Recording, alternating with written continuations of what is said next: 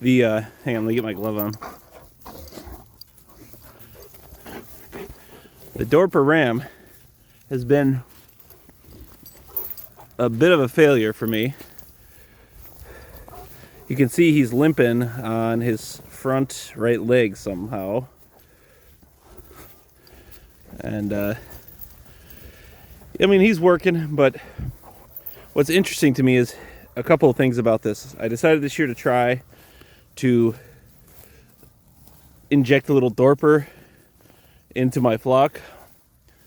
And a couple things. And this is just because I insisted on learning things for myself instead of taking the advice of people who've already tried it. For instance, I remember talking to Greg Judy about it at dinner one day at the grazing school, and he kind of laughed and said, I tried it, don't bother. And I kind of went, oh, I got to see for myself. Well, so one is I bought them to inject size into my flock. But what do you see about this guy? He's over a year old. There's my Katahdin ram. So these genetics just can't seem to thrive and flourish. I mean, he's healthy enough, but look how small he is. So he's not going to grow me any more meat. So then I started thinking, oh man, what have I done? Until I went out and watched them while they were breeding. And he doesn't have the aggression to deal with my Katahdin rams. And he, I don't think, mounted a single sheep. He would get around them and they would bully him into the ground. And so it's just something that luckily I think I'm not going to have to like weed out of my flock. I'll keep an eye out for it, but he's just not built for what we're doing here. If you look, he's a little thin. And you know, again, it's one of those things where I know better. It's advice I've given to other people where I say, look at how they were raising their animals, and they had them on some kind of creep feed, and boy, they were big. But you see, he hasn't really gotten any bigger, and so we're gonna sell him. He's a registered animal, and blah blah blah. Somebody will want to spend money on corn for him. But I was going for leg of lamb, and I look at his leg right here, right there. It's thin. It's not big. I mean, it's a little rounder, like this way, in confirmation. But look, this is a U. That's a U. They're bigger than him because they're meant to thrive in this environment, this grass, no grain, no barn, tough environment. And he's not. That's not what people made him for. And so luckily, I don't think he bred anything, or if he did, it was one or two, and we can just get, sell those lambs, no problem. But this is a expensive failure, and that's all right.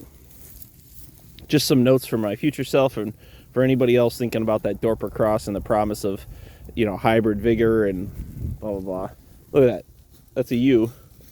That's a ewe. Heck, that's a ewe lamb right there. What size? Look at the size of that ewe. And then again, I'll try to frame it up with my ram. Let me find him real quick. He hid somewhere. Okay, so there's the Dorper. I'm going to just try to size him up. And then there's the beast ram. Hey, girl. I don't know why that one's so friendly. That's just a regular old sheep. She can't keep her tags in. I tried to tag that sheep like 4 times. Okay, so back to what I was doing. Dorper ram. He's about 3 months older than this Katahdin ram. You ready? This one